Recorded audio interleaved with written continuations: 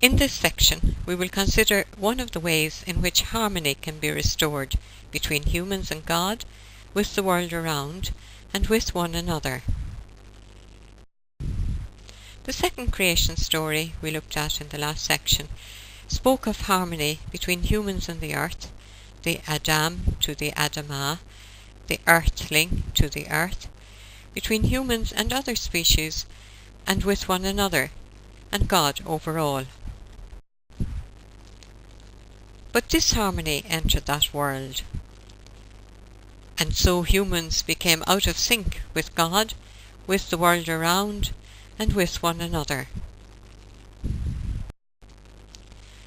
One way the Bible speaks about restoring harmony is to consider how God entered into covenant with the people of Israel. There are several examples of such covenants in the Bible. The most famous, perhaps, is the covenant with Moses on Mount Sinai. At the core of this covenant is what we have come to call the 10 Commandments, though the Bible doesn't call them commandments, but rather 10 words. Not so much commandments to be obeyed, as guidelines for living. In fact, they could be called the first charter of human rights. That is, we show our response to God by the way we show responsibility for other people. And this is what the commandments really are all about.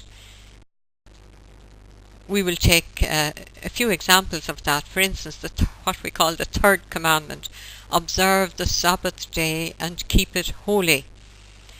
As if the whole purpose of this commandment was worship of God, keeping holy the Sabbath day, not doing any work on the Sabbath, doing nothing at all that would be out of sync with the Sabbath day. But when you look closely at it, you can see that keeping the Sabbath in the Bible is often linked with doing justice. When we read why we should rest on the Sabbath in the version of the 10 words given in the book of Deuteronomy, we find that keeping the Sabbath holy is not so much about worshipping God, but about giving rest from hard labour, not just to ourselves, but to all those dependent on us, even the animals. You shall do no work that day, so that your slave and your animals may rest as well as you do. Likewise, with what has been called the second commandment, you shall not make wrongful use of the name of the Lord. It's not so much about honouring God as about being careful what kind of name we call God by. The prophet Amos, for example, tells us that we are not to sell the needy for a pair of sandals, thus profaning my holy name. We've often used the name of God in the cause of exploitation, not only of other humans, but of animals and of the earth. And this, I think, we must repent of in these ecological times. Another covenant which widens our commitment beyond that to humans and speaks of God's commitment to other species as well is the covenant with Noah and with all of creation. We are familiar with the story of Noah and how he, his family and the animals were saved from the flood. The book of Genesis has God say, 2 of every kind shall come in to you to keep them alive. And that's the point, to keep alive the different species. After the flood, the covenant is made not just between God and human beings, but with all the other living creatures of the earth. Then God said to Noah, I am establishing my covenant with you and with every living creature that is with you, the birds, the domestic animals, and every animal of the earth with you, as many as came out of the ark.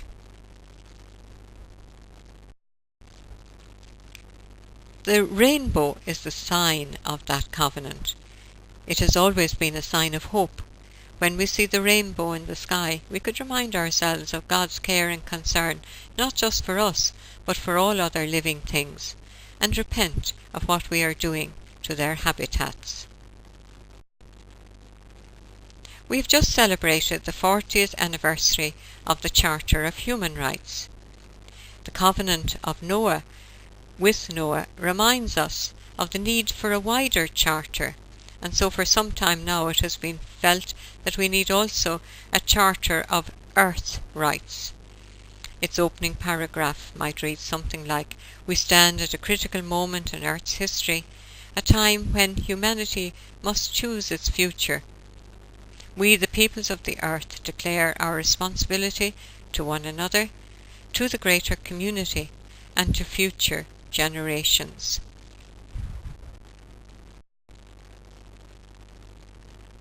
Another covenant of the Bible is that with Abraham. Abraham was called to leave his own country. In the text of the Bible, Abraham at a very advanced age is told to be off with himself. "Go from here. Here is not the place you're to be."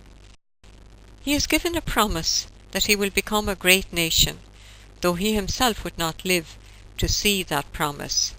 "Go from your country and your kindred and your father's house to the land that I will show you. I will make of you a great nation, and I will bless you, and make your name great, so that you will be a blessing." So Abraham becomes a pilgrim. Genesis tells the story of how he leaves his home in Ur of the Chaldees, down by the Persian Gulf, and wanders all the way to the land of promise, to the eastern shore of the Mediterranean Sea. Recently, great stress is being laid on Abraham's attitude to land, living off it as he wanders, but not possessing it. Jesus later will have the same attitude to land, living lightly on the land, wandering from place to place as he preached and healed in his relationship with the people and with the land.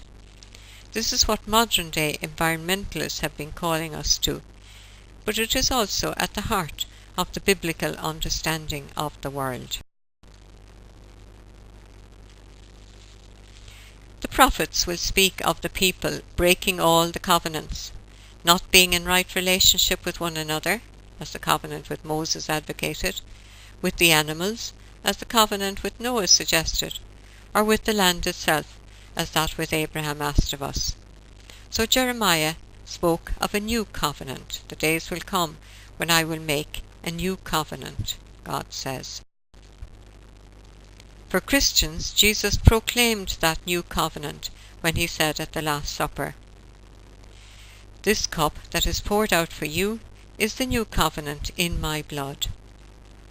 We will see in a future section how Jesus fulfills the covenant ideals of proclaiming harmony with God, with one another, and with the earth.